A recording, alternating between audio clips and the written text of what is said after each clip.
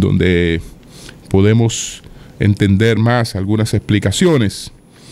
Basado en la filosofía que la comprensión y representación del valor de cada hecho acontecido en su pasado determina la visión y las acciones de sus habitantes para el futuro, establecimos una alianza público-privada entre la Academia Dominicana de la Historia y el señor Juan Bautista Vicini Lluveres a fines de realizar la edición especial del libro Historia General del Pueblo Dominicano en 6 tomos en su versión códice, un formato del cual datan los ejemplares de los libros antiguos y papiros escritos a mano, representando así lo sublime y la relevancia de la historia en nuestras vidas como uno de los activos más valiosos que da testimonio de nuestros orígenes hasta los días presentes.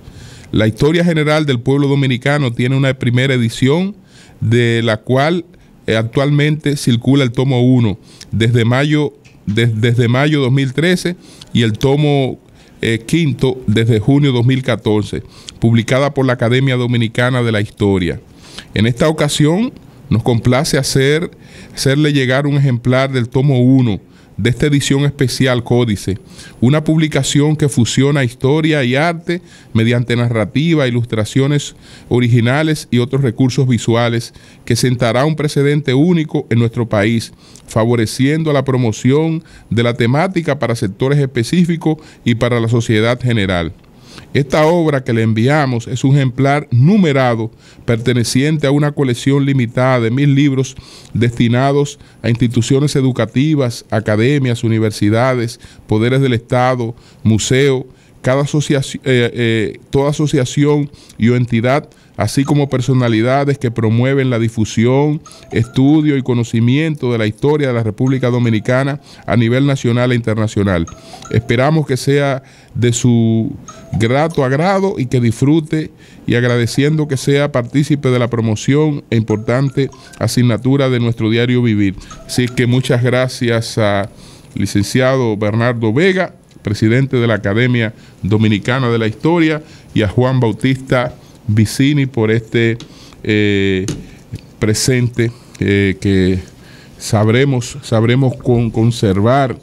Es una obra que tiene que mantener un cuidado especial. No puede estar expuesta al sol, a la humedad o a lugares abiertos que estén propensos a aguas o lluvias. La verdad es que esto es una colección de lujo, que pues el que aprecia como nosotros la historia de su país, pues tendrá siempre en un lugar privilegiado. Gracias en nombre de todo el equipo del Sol de la Mañana. Por otra parte, hay una información que la vamos a colocar en la página de Sol. La vamos a colocar en la página de Sol. Vamos a ofrecer también a copiar la dirección, el link. Lo vamos a copiar también y lo vamos a poner en Señales TV, porque es algo que puede ser de mucho provecho para los jóvenes dominicanos. Hemos recibido una comunicación del embajador de México en la República Dominicana, Su Excelencia don Carlos Tirado Zavala, el embajador de México en la República Dominicana. Y entonces esta comunicación es para ponernos al tanto de las becas que tiene disponible el gobierno mexicano. Me es grato hacer de su apreciable conocimiento que hasta el 23 de septiembre del presente año se encuentra formalmente abierta la convocatoria de becas a la excelencia del Gobierno de México para extranjeros 2017. Los detalles de la misma se encuentran disponibles en la página web. Nosotros vamos a colocarlo de esta página web. Cabe señalar que las becas se ofrecen únicamente a los programas de estudios e instituciones señalados expresamente en la citada convocatoria, en el entendido de que los solicitantes deben cumplir con todos los requisitos establecidos en la misma, en particular que el promedio mínimo sea de 8 en una escala de 8 a 10, que se encuentran debidamente titulados y la documentación requerida esté totalmente completa. Se anexa hoja de control de documentación. Los aspirantes a las becas que se ofrecen en la mencionada convocatoria deberán presentar su expediente completo a más tardar el 9 de septiembre del 2016, ya sea en el Departamento de Becas Internacionales del Ministerio de Educación Superior, Ciencia y Tecnología o el Viceministerio de Cooperación Internacional del Ministerio de Economía, Planificación y Desarrollo, ya que para ser considerados deberán ser remitidos a esta embajada a más tardar el día 16 del mismo mes. Cabe señalar que las copias de los documentos que integran el expediente no serán devueltos en caso de no obtener la beca. Al agradecer la difusión que se sirva a brindar a la citada convocatoria, aprovecho la oportunidad para reiterar a usted las seguridades de mi más distinguida consideración. Carlos Tirado Zavala, embajador de México en la República Dominicana. Entonces, señores, nosotros esta información vamos a tratar de que llegue a la mayor cantidad de personas posible, porque en este país lamentablemente se pierden muchas oportunidades por falta de información. Vamos a comunicarnos también con la Embajada de México en la República Dominicana, a ver si puede venir por aquí una persona a responder cualquier inquietud en relación con estas becas que tiene disponible la Embajada, el Gobierno de México. Nos han adicionado aquí un formulario, la convocatoria de becas 2017, Gobierno de México, hoja de control de la documentación recibida. Esto es muy importante y vamos a darle seguimiento para que la mayor cantidad de jóvenes posibles pues tengan esta información y la puedan aprovechar. Finalmente, quiero también agradecer a Ramón S. Contreras Henao, superintendente de pensiones, que ayer pues nos envió las estadísticas consolidadas de la Superintendencia de Pensiones al 31 de marzo de 2016.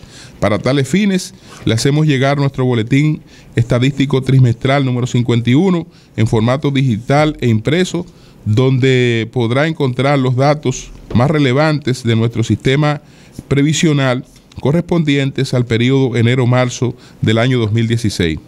Como en cada entrega, esta edición contiene interesantes artículos que describen las principales actividades en las que ha estado inmersa nuestra entidad. Además, se promueve el análisis de significativos tópicos relativos al sistema dominicano de pensiones. Esperamos que el contenido de esta publicación cumpla con el cometido de informar objetivamente a la población y promover el fortalecimiento de la cultura previsional en la República Dominicana. Ramón E. Contreras, superintendente de pensiones de la República Dominicana. Son las 7:08 minutos. El sol de la mañana, el sol de la mañana. La verdad, y eso lo escribo en mi columna del próximo domingo, que esta ha sido una semana en la que los temas de interés internacional, los temas internacionales han estado pues por encima de los temas locales en el debate en los principales medios de comunicación. Y no es para menos porque son temas muy trascendentes los que se han estado debatiendo en estos días. Ayer, pues, hubo dos acontecimientos en un mismo día, que estamos en la obligación de analizarlos un poco, aunque ya lo hemos hecho, y ayer el camarada Eury Cabral explicó muy bien pues lo que estaba, toda la historia de estas negociaciones en La Habana y qué cosas estaban en juego, cuáles son los puntos fundamentales de la negociación entre el gobierno y las FARC. Pero solamente para resumir algunas cosas, hemos tenido por una parte este referéndum del día de ayer en el Reino Unido. Ayer decía en el comentario que a pesar de que las encuestas pues se inclinaban a favorecer la opción de permanecer en la Unión Europea, ha habido una tradición en el Reino Unido en que las encuestas no han acertado. No han acertado tradicionalmente las encuestas en el Reino Unido. Y ahora no es que desacertaron, porque cuando estamos hablando de empate estadístico, puede ocurrir una cosa o puede ocurrir la otra. Lamentablemente ha ocurrido lo menos conveniente para la humanidad. Ha primado el criterio que tiene la gente al identificar la causa del deterioro de sus condiciones materiales de existencia. A nivel del mundo entero, hemos tenido una disminución de la calidad de vida de la clase media, a pesar de que es un mundo con más confort y con mayor tecnología. Pero propiamente lo que es la vida de la clase media ha tendido mucho a deteriorarse. La explicación inmediata que tiene mucha gente es la de uno de esos fenómenos o uno de esos factores, que es el factor de la inmigración. El factor de la gente que llega a su territorio. No el que migra, sino el que inmigra, el que llega a su territorio, que proviene desde otros lugares. No toman en cuenta que, bueno, ha habido una desaceleración de la economía china. Esto ha tenido un impacto importante, y hay otros factores que están ahí. No, el que la gente ve claro, el que identifica, es que llega gente a mi país a deteriorar mi calidad de vida, llega a competir con los empleos, llega a abaratar con los empleos, llega a dañar la tranquilidad de los lugares donde residimos, llegan con sus costumbres extrañas, con sus hábitos extraños, y nos están cambiando la sociedad. Cuando una mentalidad débil, enloquecida, evidentemente con problemas, una gente con problemas mentales, le difunden una campaña de esa naturaleza, pues puede reaccionar como reaccionó este señor, que ve a una legisladora que es de las promotoras de permanecer en la Unión Europea, y él dice: ah, bueno, esta es de la que está promoviendo que mi país se hunda. Esta es la que está promoviendo el mal en mi país. Y fíjense cómo terminó en un acto de fanatismo y de locura, asesinando a esa legisladora. Señores, lo que ha ocurrido es inconcebible. Es inconcebible. Es verdad que es una medida votada por la gente, decidida por la gente, pero hay una corriente populista de llevar temas a la decisión popular, que a veces es sumamente emotiva. Señores, no había en el Reino Unido ningún sector importante de la economía que estuviera promoviendo ni apoyando esto.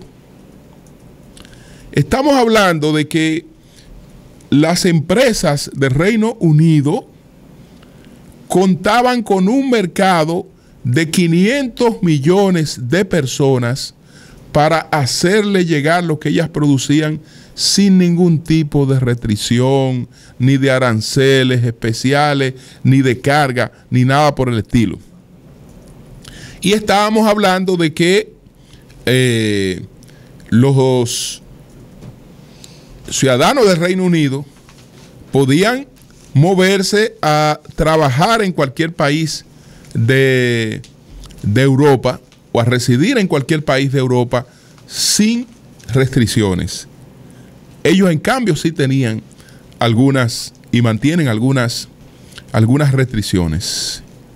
Sin embargo, el terror por el asunto de la inmigración, el pánico que eso está causando, que no solo va a tener influencia en lo que ocurrió ayer, es que en varios de esos países de la Comunidad Europea, como en Alemania, hay elecciones próximas. Y aunque los sectores que están empujando este tema no ganen, sí se han fortalecido mucho y ahora se fortalecen mucho más. Es decir, que una de las cosas que tenemos que tener clara es que el mundo se ha puesto cada vez más incómodo para usted salir a buscar el sueño que no puede materializar en su país, en otro sitio.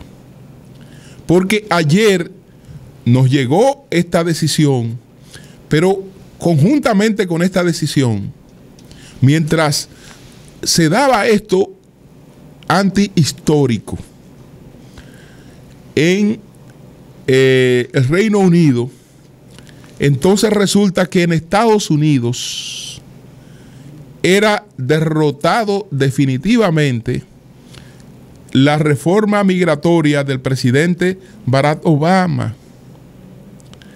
¿Por qué? Porque Obama ya la tenía obstaculizada por el Congreso. Aquel proyecto con el que él pensaba que unos 12 millones de personas podían corregir su situación legal y entonces incorporarse plenamente a la economía, él no la pudo ejecutar porque la envió al Congreso y el Congreso no se lo aprobó. Al Congreso no aprobárselo, entonces trata de llevar una parte de esa reforma a través de lo que se llama una orden ejecutiva. Con la orden ejecutiva, el presidente Barack Obama pretendía que 5 millones de personas que o son muy jóvenes o son hijos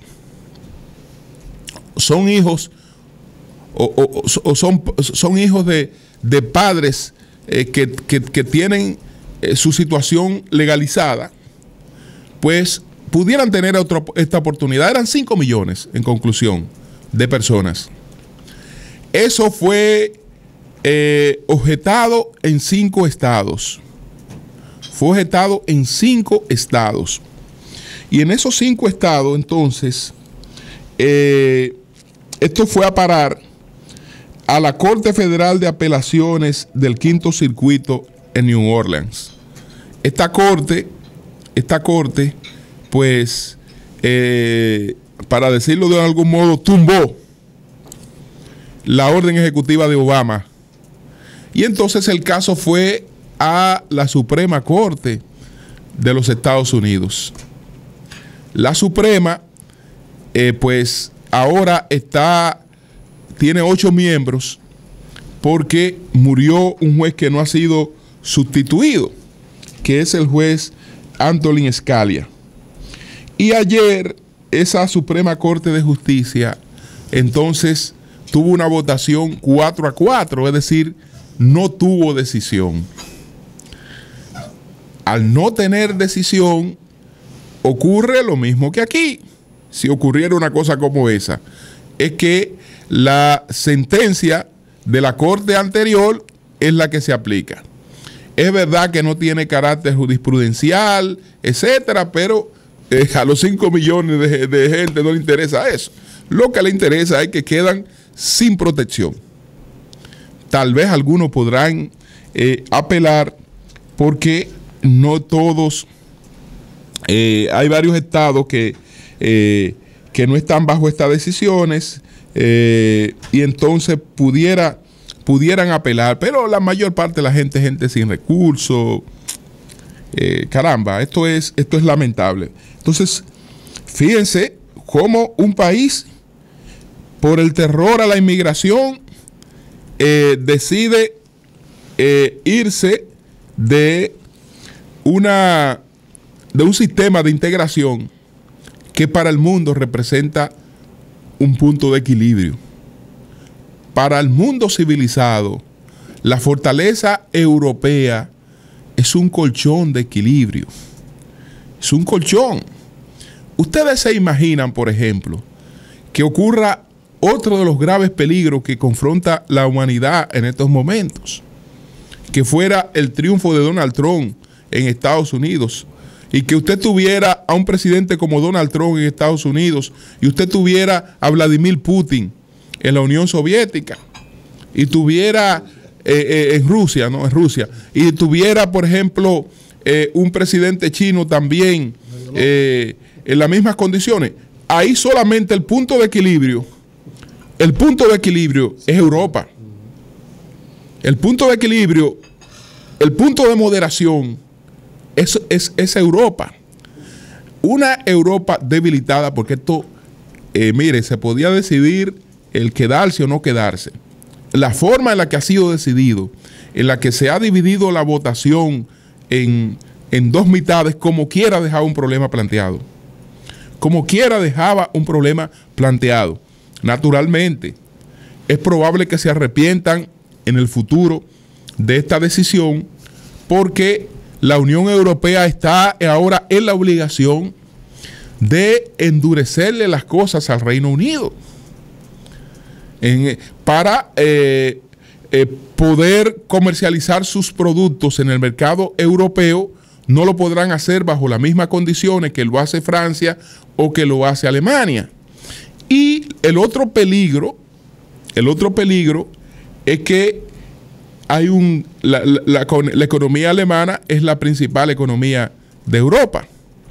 Incluso ellos aportan más de un 20% de los recursos, los alemanes, que recibe la Unión Europea.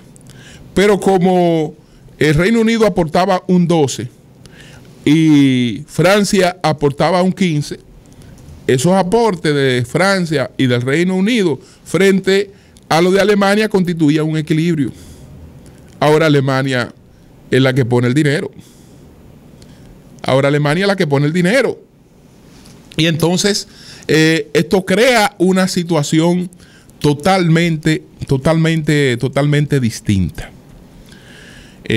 Habrá que ver qué va a pasar con los tratados de libre comercio que tiene la Unión Europea, porque entonces no sé si como esos tratados se suscribieron en el momento en que Inglaterra formaba parte de la Unión Europea, si jurídicamente se mantendría la vigencia de esos tratados, y hay muchos tratados con países y bloques de latinoamericanos que tiene la Unión Europea. ¿Cuál sería la situación del Reino Unido frente a esos tratados? El peligro más inmediato que yo veo para República Dominicana es el de la posible disminución del Producto Interno Bruto de los países que integran la Unión Europea. Si eso ocurriera, por el lado del turismo pudiera estarnos llegando a nosotros alguna consecuencia por el lado del turismo. Pero no importa las consecuencias económicas, señores. Aquí lo más grave son las consecuencias geopolíticas. Las consecuencias geopolíticas. El momento en que incluso hay muchos que ven ese conflicto que se inició hace 2 años entre Estados Unidos, la Unión Europea y Rusia. Ese conflicto muchos lo ven como el inicio de una segunda guerra fría. De una segunda guerra fría que está caracterizada por el hecho de que, perfecto, por una parte se ha querido el avance de la OTAN hacia estos países. Rusia ha visto esto con recelo, empieza a actuar. Por otra parte, Estados Unidos ve un poco de riesgo en la relación de algunos países de la propia Unión Europea que se empiezan a acercar mucho a Rusia. Incluso países como Alemania, que sabemos de la diferencia histórica, de la deuda de sangre entre esos países, se han olvidado de eso. Se han olvidado de eso porque son muy dependientes los hogares alemanes del gas ruso, y las empresas rusas son muy dependientes de los hogares alemanes. Entonces, ahí hay una serie de cosas que crean preocupación y apuntan hacia el desequilibrio. Lo otro fue ya lo de que sí, esto sí es un punto esperanzador. Lo que ocurrió en el día de ayer, un acontecimiento histórico, un mensaje que sale de Latinoamérica hacia el mundo, el final de un conflicto anacrónico, de un conflicto de más de 50 años a través de un proceso de negociación. Nadie es estúpido, ninguno hemos hablado de que Colombia se pacifica. No, estamos hablando del inicio de un proceso que desde luego conduce a una etapa totalmente distinta. No puede pacificarse de la noche a la mañana, porque hay gente que se ha desarrollado en una cultura de guerra. Y bueno, habrá mucha gente que se apartará del camino del acuerdo. Habrá mucha gente que ya no le es factible integrarse y vivir en una vida pues social de respeto a las leyes. Pero esa gente entonces irá yendo a donde debe ir, que es a la cárcel, al fracaso, porque la mayoría, yo sé que de los que están integrados en esto, quieren ver a sus hijos subir sin el peligro de una guerra, ellos poder relanzarse, readaptar sus vidas. Y en el fondo todo esto, si Colombia lo aprovecha, va a hacer que ese país desarrolle todo su potencial. Es una gran economía con una asimetría terrible, con unos contrastes. Usted va a la plaza, por ejemplo, va al Mall Andino y usted está en Europa. Usted está en Europa, en el Mall Andino. Pero fácilmente, entonces, se puede ir en la selva al África subsahariana y en las zonas apartadas. Entonces, no hay homogeneidad en cuanto al tipo de sociedad que se ha desarrollado por una parte y la que está en contraste por otra. Y eso es caldo de cultivo para que se haya mantenido por tanto tiempo una situación de guerra. Esto de todas maneras es un aliento. Es un aliento. Unas malas, otras buenas. Esa es muy buena. Esa es muy buena. Esa hay que celebrarla. Finalmente,